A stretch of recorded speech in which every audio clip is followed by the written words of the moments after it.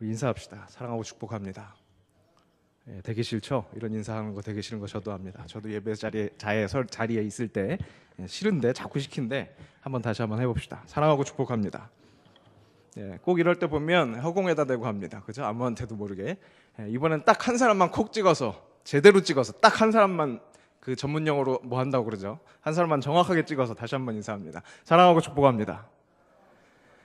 식상하죠? 요즘 트렌드에 맞춰서 다시 한번 인사하겠습니다. 너를 만난 내 생은 상이었다. 고맙습니다. 사람에게는 아우라라는 것이 있어요. 그죠? 중세 성화를 보면요. 그 아우라를 시각화시켜서 얼굴 위에다 이렇게 동그랗게 원을 그린 것을 볼 수 있습니다. 그 사람이 주는 독특한 느낌 같은 것이라고 말할 수도 있을 것 같습니다. 그것은 보이진 않습니다. 근데 분명히 느껴지죠. 있습니다.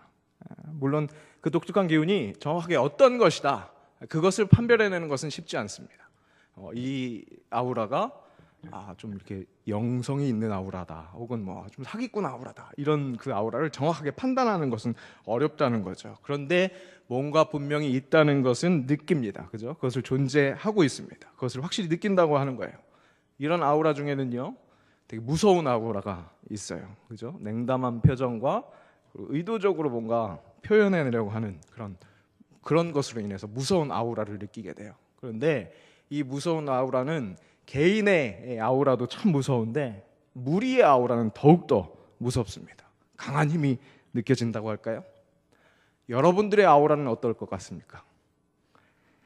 말씀을 전하다 보면요, 이 청중들의 아우라가 말씀을 전하는 자의 이 상태에 영향을 미치고요, 그 영향이요, 이 말씀 시간을 좌지우지하는 것을 경험하게 됩니다.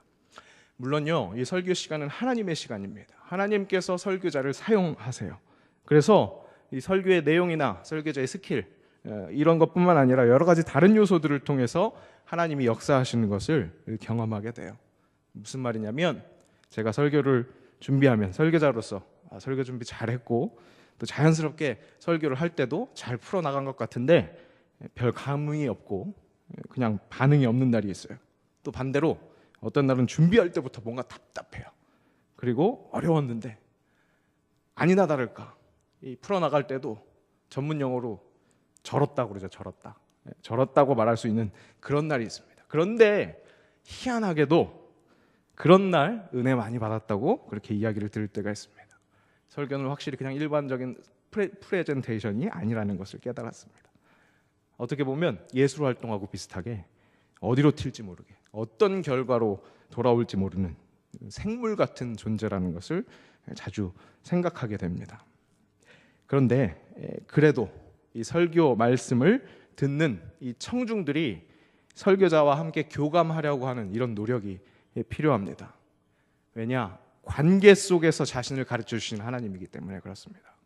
사람과 사람의 관계를 통해서, 교회와 성도들의 관계를 통해서, 또 설교자와 청중들의 관계를 통해서 사랑을 알게 하세요. 하나님이 사랑이시거든요. 그 사랑을 관계를 통해서 알게 하시게 한다는 거예요. 그러니까 설교 시간에도 이 설교자와 청중 간의 관계 안에서 교감이 있어야 합니다. 실제로 예배는요, 예배학자들이 이렇게 얘기합니다. 하나님의 계시와, 여기서 이야기하는 계시는 뭔가 하나님의 계시가 왔어, 이렇게 얘기하는 게 아닙니다. 하나님이 자신을 보여주시는 것이에요. 하나님이 자신에 대해서 이야기해 주시는 겁니다. 그 계시와 그에 따른 예배자의 응답, 그것이 상호작용하는 시간입니다. 그렇게 관계 속에서 주고 받고 하는 그런 시간이라는 거예요. 주는 마음과 받는 마음이 계속 왔다 갔다 하는 거죠. 여러분, 탁구나 테니스 좋아하는 친구들 있습니까? 그것을 칠 때 어때요?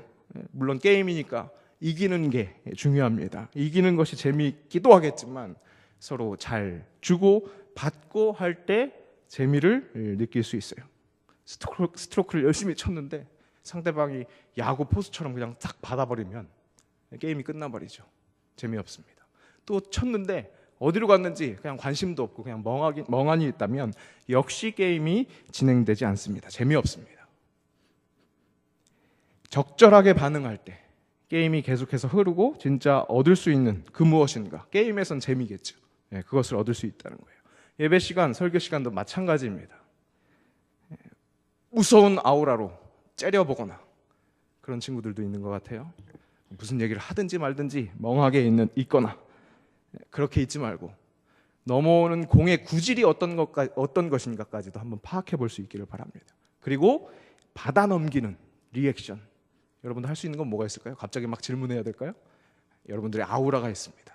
그 리액션을 할 수 있기를 권합니다. 그러면 혹시 여기 서 있는 메신저가 조금 부족할지라도 갑절의 은혜를 허락하실 줄로 믿습니다. 집중해서 잘 들으라는 얘기예요. 이 얘기 이때까지 했습니다. 자, 오늘 우리는요 이 빌립보서 말씀을 읽었습니다. 이 바울이요 빌립보 교인들에게 보내는 편지입니다. 그 중에서 시작하는 인사말이에요. 인사말. 여기에서 바울의 이 교회에 대한, 이 교회 사람들에 대한 사랑이 철철 넘치고 있는 것이 드러나고 있습니다. 자, 그런 표현들을 다시 한번 확인해 볼 텐데요. 우리 3절 말씀입니다. 이제 자막 올려주실 텐데 우리 한 목소리로 한번 같이 읽어봅시다. 3절 말씀 시작.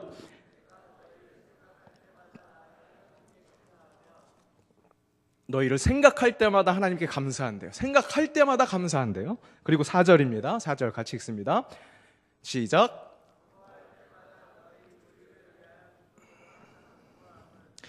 간구할 때마다, 무리를 위해서 기도할 때마다 기쁨으로 간구한대요. 기쁨으로 간구한다고 그렇게 이야기합니다. 그렇게 자기는 사랑한다는 거예요. 빌립보 교회 그 사람들을 사랑한다는 거예요. 그런 자신의 마음, 사랑하는 그 자신의 마음의 증인이 하나님이라고까지 이야기합니다. 8절 말씀입니다. 함께 읽습니다.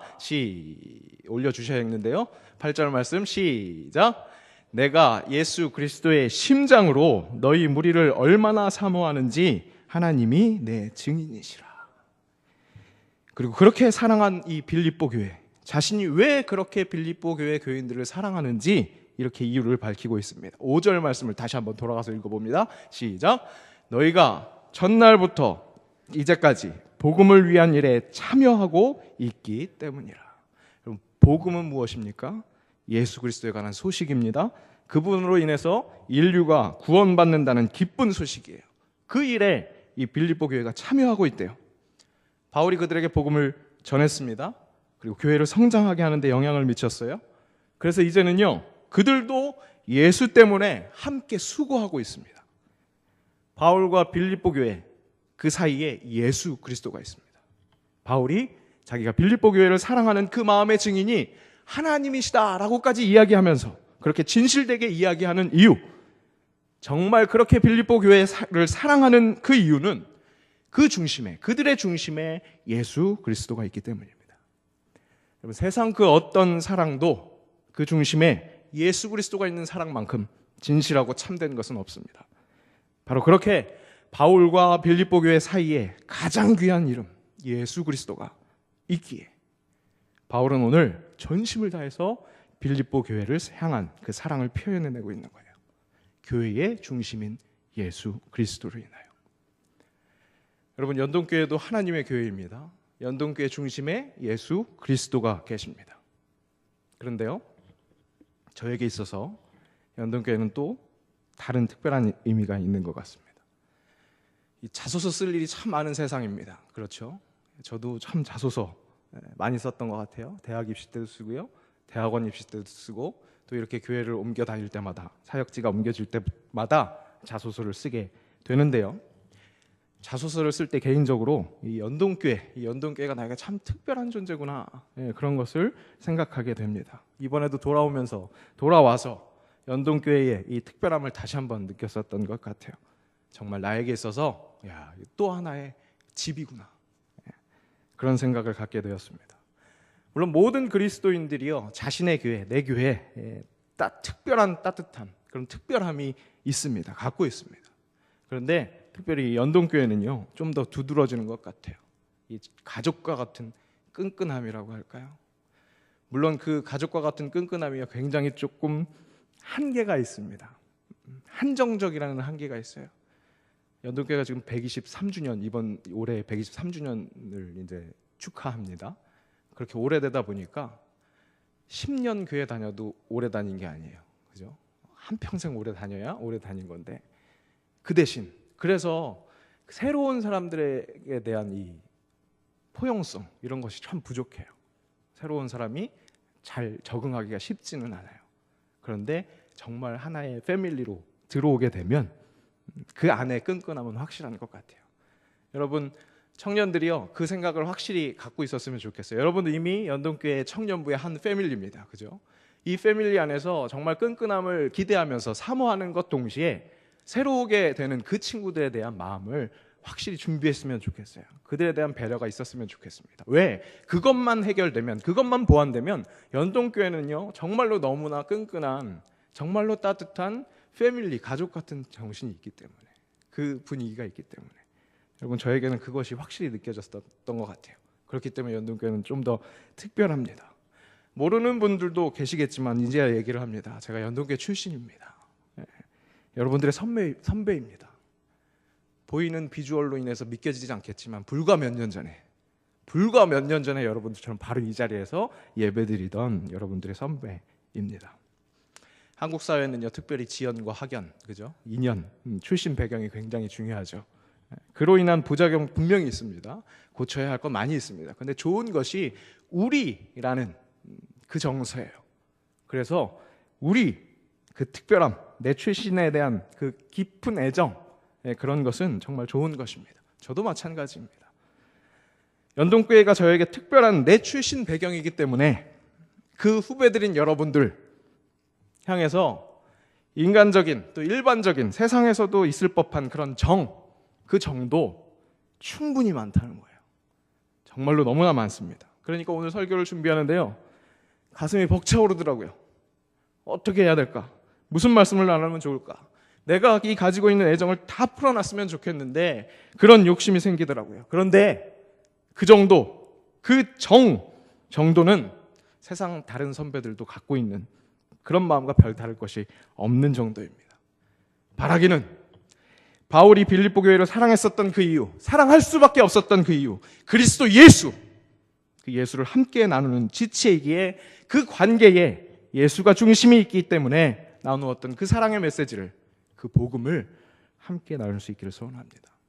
내 삶의 이유, 내 노래 되시는 그 그리스도 예수, 그 예수를 함께 나누는 그런 시간이 되기를 축복합니다. 바울은요 내가 너희를 얼마나 사랑하는지 그 하나님이 증인이다. 이 마음의 증인이 하나님이다. 그렇게 이야기하고 그렇게 고백하고 우리 빌립보 교인들을 축복합니다. 이 9절에서 11절 말씀입니다. 함께 읽습니다. 9절에서 11절 좀 긴데요. 함께 읽습니다. 시작. 내가 기도하노라. 너희 사랑을 지식과 모든 총명으로 점점 더 풍성하게 하사 너희로 지극히 선한 것을 분별하며 또 진실하여 허물 없이 그리스도의 날까지 이르고 예수 그리스도로 말미암아 의의 열매가 가득하여 하나님의 영광과 찬송이 되기를 원하노라. 네. 아멘. 맞습니다. 빌립보 교인들이 가진 사랑이 있대요. 그 사랑은요 예수 그리스도로 인한 사랑입니다. 예수 그리스도의 사랑입니다. 바울은 그것이요 지식과 모든 총명으로 점점 더 풍성해지기를 그렇게 기도하고 있습니다. 그래서 빌립보 교인들이 선한 것을 분별하고 진실하게, 그래서 결국에는 그리스도 예수의 날이 이를 때까지 허물 없이 예수 그리스도로 말미암아 의의 열매가 가득하기를, 그래서 하나님의 영광과 찬송이 되기를 그렇게 축복하고 있습니다. 여기서 이야기하는 지식은요 하나님을 아는 완전한 지식을 의미합니다. 지식은 하나님을 아는 완전한 지식. 그리고 총명, 여기서 이야기하는 총명은 도덕적 지각, 도덕적 결단을 내릴 수 있게 하는 분별력, 그것을 의미합니다. 그러니까 뭐예요? 하나님을 알게 하는 예수 그리스도의 사랑이 더욱더 체계화돼서 잘 정립되어서 하나님을 제대로 사랑하고 또 도덕적 지각, 도덕적 결단, 그렇게 사람들에게 영향력을 끼칠 수 있는, 그렇게 사랑력이 영향력이 될 수 있는 그들의 삶, 그 삶이 잘 정돈되어서 살라는 축복이자 가르침입니다. 바울이 그렇게 살았습니다. 바울 자신이 바로 그렇게 살았습니다. 바울이 이 빌립보서 3장에서요 나를 본받으라 그렇게 이야기합니다. 어떻게 그렇게까지 이야기할 수 있을까? 조금 겸손하지 못한 것이 아닐까? 그렇게 생각할 수도 있을 것 같아요. 그런데 바울은 정말 사도 중에 사도로서 예수님이 그러셨던 것처럼 복음을 살아낸 사람이었습니다. 그러니까 자기가 가르쳐야 할 교회에 그렇게 이야기하는 거예요. 이렇게 살아라. 나를 본받으라. 여러분, 그래요. 복음은요, 살아내는 거예요. 살아낼 수 있습니다. 하나님이 그것을 가르쳐 주시기 위해서 예수님을 이 땅에 보내셨어요. 예수님을 완전한 인간으로 이 땅에 보내셨어요. 완전한 인간으로 오셔서 살아내셨기에 우리에게도 가능하다고 그렇게 역설적으로 힘을 내서 말씀하시고 할 수 있다고 용기를 주시는 겁니다. 바울도 그 예수님의 가르침 앞에서 살았고, 그래서 그 복음의 삶을 오늘 이 빌립보 교인들에게 가르치기 위해서 축복하면서 편지를 이렇게 시작하고 있는 거예요. 오늘 이 축복의 인사말을 통해서 우리 바울을 좀 닮아봤으면 좋겠습니다. 특별히 그가 쓴 표현 중에 이 예수 그리스도의 심장, 그가 가지고 있었던 것으로 보이는 이 예수 그리스도의 심장, 그것을 우리도 탐했으면 좋겠습니다. 이 예수 그리스도의 심장 말입니다. 예수 그리스도의 심장. 제가 오늘 출신을 많이 이야기하는데 경신고등학교를 나왔습니다. 경신고등학교 아는 친구들 있겠지만 미션 스쿨이에요. 내 선배네 막 이렇게 웃고 있는 친구도 있는 것 같아요. 여러 가지 기억이 있지만요, 그 중에 어떤 예배 시간에 이 두루마기를 입으시고 머리가 완전히 백발인 이런 할아버지 목사님의 기도가 아직도 아련하게 남아 있습니다. 정확하게 이야기하자면 그 기도 중에 한 표현이 정확하게 인상적으로 남아 있어요. 예수 그리스도의 심장으로. 분명 할아버지 목사님이라서 별 기력이 없으실 만한 그런 목사님으로 보였는데, 그 목사님이 아주 쩌렁쩌렁한 목소리로 예수 그리스도의 심장으로, 예수 그리스도의 심장으로 이렇게 기도하시는데, 그것이 얼마나 인상적이었으면 수년이 지나고 오늘 기도해준 우리 나원 자매처럼 이 자리에서 기도할 때, 기도 인도하러 나왔을 때 이렇게 기도했습니다. 우리 주님의 새벽 이슬 같은 청년들이 예수 그리스도의 심장을 가지고 살게 해주세요. 그렇게 기도했습니다. 그때는 예수 그리스도의 심장을 열정이라고 그렇게 해석했었던 것 같아요. 그런 마음으로 기도했던 것으로 기억합니다. 실제로요, 오늘 이 바울이 이야기한 이 심장은 이 헬라어 스플랑크나로서 진짜 이 심장 혹은 폐, 간 등의 인체의 소중한 부분을 종합적으로 가리키는 말이래요. 근데 그 말이 사람의 정서, 애정, 열정, 근심, 그것이 머무는 처소로 인식했대요. 그러니까 이 복음을 살아가던 바울이 예수 그리스도의 심장을 외쳤던 이유 중에 하나가 바로 열정을 가지고, 음악용어로 하면 꼰 파시오네, 열정을 가지고 자기가 그렇게 살아간다는 이야기입니다. 우리도 그야말로 새벽 이슬 같은 주의 청년으로 열정을 가지고 살아갈 수 있었으면 좋겠습니다. 비실비실 랄랄랄 이렇게 살지 말고요. 제가 정말로 안타까운 것이요, 여러분 교회 밖에서는 그렇게 열정적으로 살아가는 것처럼 보이는 여러분들이 교회만 오면 비실비실 랄랄랄, 예배 시간만 되면 랄랄랄, 지금이 졸린 시간이긴 하죠. 그런 모습으로 있을 때 정말로 안타깝습니다. 여러분, 원래 젊으면요 상대적으로 열정적인 거예요. 어른들이요 젊게 살아간다고 노력하시지만 신체적 노화를 늦출 수 있을지는 몰라도 막지는 못하는 것이 사실입니다. 신대원 시절에요, 형님들하고 잠깐 얘기를 나누는데 그때 그 당시 40대였던 우리 전도사님이 그런 말씀을 하시더라고요. 정말 나이가 들어서 점점 펄스가 조금씩 느려지는 것 같대요. 사실 의학적으로는 말이 안 되겠죠. 그런데 그러니까 자연스럽게 음악도 좀 잔잔한 걸 듣게 된다는 거예요. 그렇게 이야기를 하시더라고요. 어느 정도 일리가 있는 것 같아요. 펄스가 느려지진 않지만 점점 좀 덜 힘차지는 것은 사실인 것 같아요.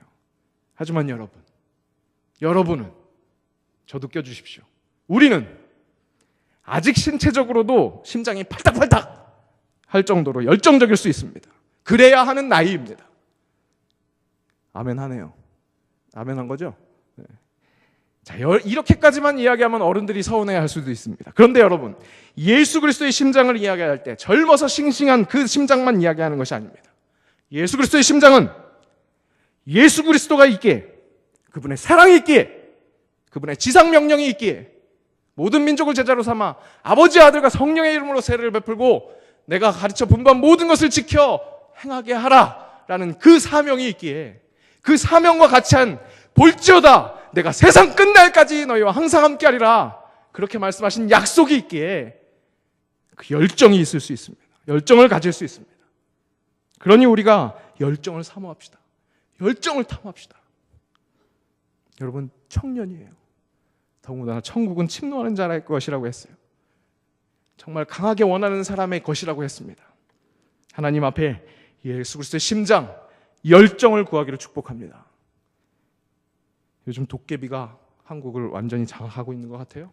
그래서 설교 시작 인사말도 도깨비 명대사로 한 건데 아는 자매들은 소리를 질렀는데 모르는 친구도 있었던 것 같기도 한데 다시 한번 도깨비 명대사 한번 인용해 보겠습니다. 시 낭송이라고 한번 들어보세요. 질량의 크기는 부피와 비례하지 않는다. 제비꽃같이 조그만 그 계집애가 꽃잎같이 하늘거리는 그 계집애가 지구보다 더 큰 질량으로 나를 끌어당긴다. 순간 나는 뉴턴의 사과처럼 사정없이 그녀에게로 굴러떨어졌다.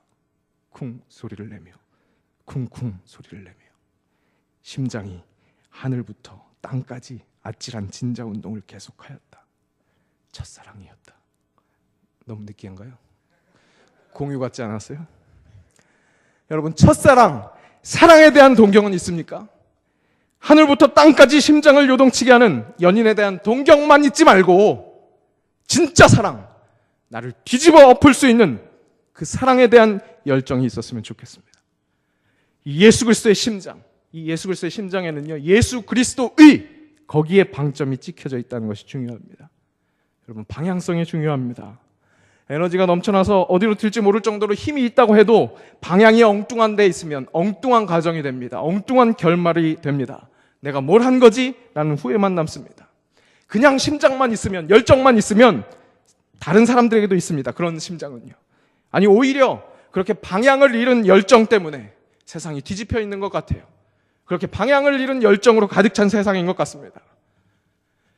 요즘 영화에는 뭔 놈의 욕이 그렇게 많이 나오는지 같이 보고 있으면 좀 민망할 정도로 그렇게 나옵니다.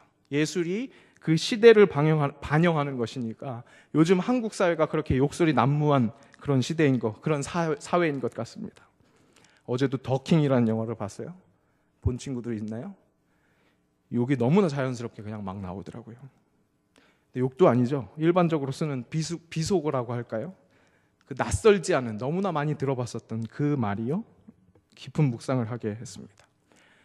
이 강단에서 상스러운 말을 하기가 굉장히 부담스럽습니다. 그래서 굉장히 많이 고민을 했어요. 이걸 어떻게 이야기할까?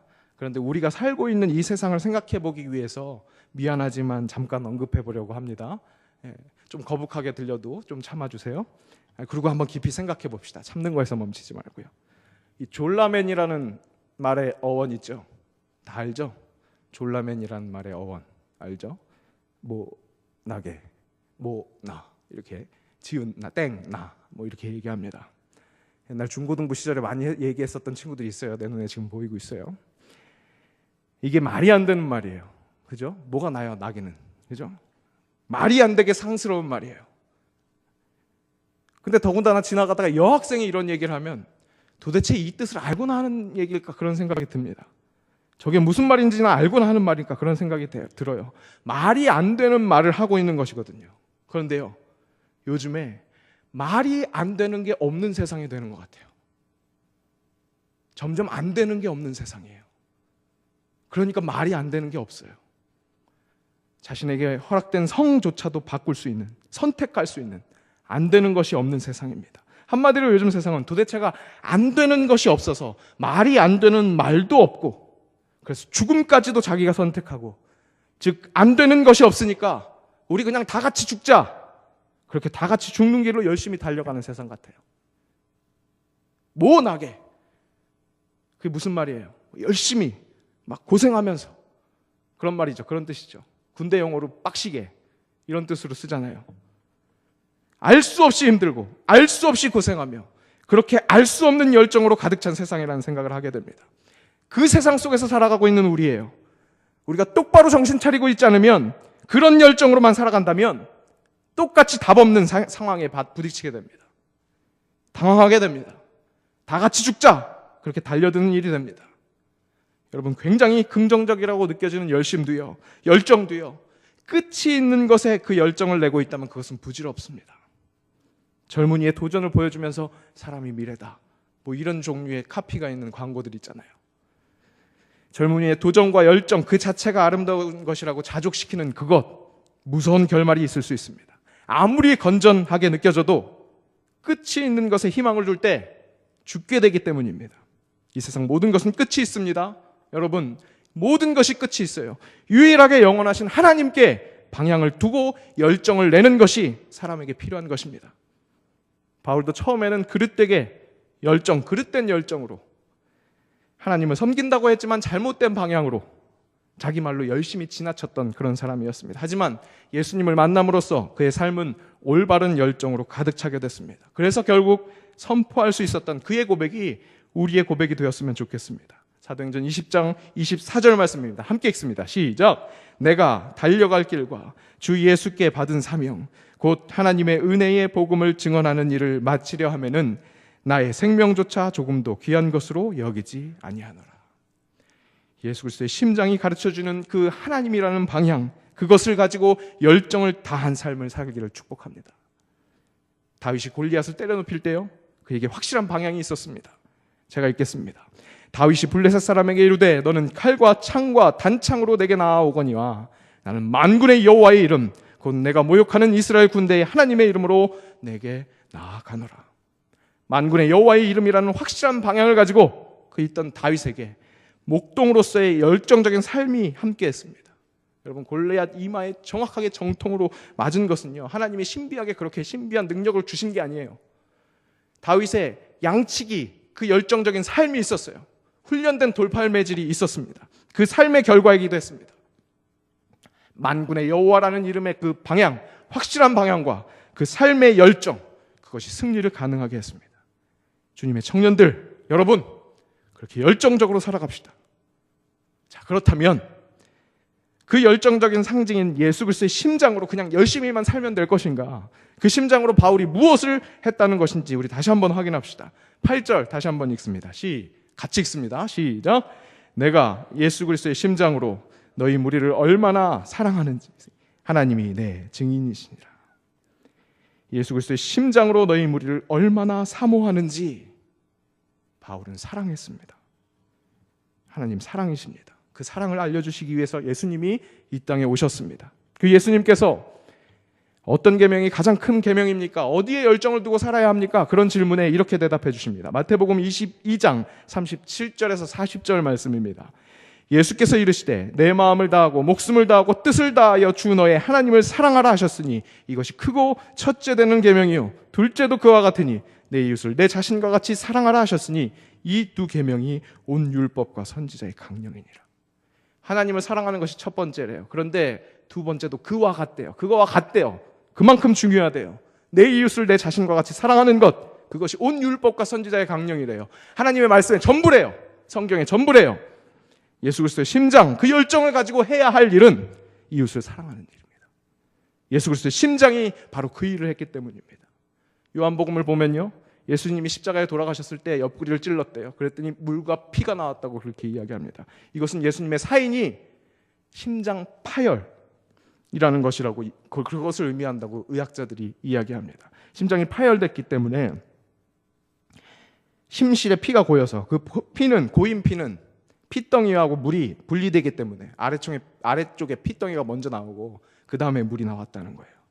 물론 하나의 의학적인 견해입니다. 하지만 우리가 예수 그리스도의 심장이 얼마나 사랑을 간절히 외쳤는지 생각해 볼 수 있는 것입니다. 심장이 터질 만큼 그 애끓는 사랑으로. 여러분, 사랑이신 하나님께서 내가 너희를 그렇게 사랑해, 이렇게 사랑해, 제발 좀 알아들었으면 좋겠어, 내가 너희를 이만큼이나 사랑해, 그렇게 말씀해 주시기 위해서 예수 그리스도를 이 땅에 보내시고 그 예수 그리스도의 심장으로 심장이 터질 듯하게 이야기해 주셨습니다. 메시지를, 복음을 주셨습니다. 바울이 바로 그 예수 그리스도의 심장으로 우리를 가르치려고 최선을 다해서 편지를 썼습니다. 여러분, 복음은 재생산이에요. 재생산. 먹고 그냥 끝내버리면 안 됩니다. 재생산되는 것입니다. 관계와 관계를 통해서 사랑을 전하시는 하나님의 방법입니다. 우리의 삶이 그렇게 복음의 열정으로 가득 차기를 원합니다. 말씀을 정리합니다. 여러분, 그리스도의 젊은이이기에 열심히 삽시다. 열정적으로, 꼰파시오네, 열정적으로 살 수 있기를 축복합니다. 열정을 쏟아냅시다. 그리고 그렇게 열심히 사는 이유, 열정을 쏟아내는 이유가 사랑하기 위함임을 잊지 맙시다. 시시하게, 째째하게 나 하나 먹고 살 것 그것만 걱정하는 쫌생이처럼 사는 것이 아니라 예수 그리스도의 원대한 꿈들이 되시기를, 그래서 예수 그리스도의 심장을 품고 그 심장처럼 살아가는 우리 모두가 되기를 주님의 이름으로 축복합니다. 기도하겠습니다. 예수 그리스도의 심장은 열정의 심장이었습니다. 역동적으로 뛰는 그 심장이 어디로 갈지 몰라 갈피를 잡지 못하는 것이 아니라 온전히 하나님 방향이었음을 바라봅니다. 그리고 그와 같이 우리 모든 사람을 사랑하신 심장이었음을 다시 한번 기억합니다. 견디다 못해 터져버린 심장이었음을 다시 한번 기억하며 감사합니다. 아버지 하나님, 우리가 그런 사랑을 받은 사람들입니다. 그런 사람들답게 예수 그리스도의 심장으로 살아내기를 원합니다. 이 주님의 새벽 이슬 같은 청년답게 가슴속 사랑이 살아 숨쉬게 하시고 그것이 우리네 삶을 통해 뛰는 심장처럼 드러나게 하시옵소서. 시시하게 사는 것이 아닌 예수의 그분의 사랑에 미친 사람 되게 하셔서 한 번뿐인 인생 아름답게 사랑하며 살 수 있게 하시옵소서. 그렇게 예수 그리스도의 심장으로 살아가는 우리가 되게 하시옵소서. 예수님의 이름으로 기도합니다. 아멘.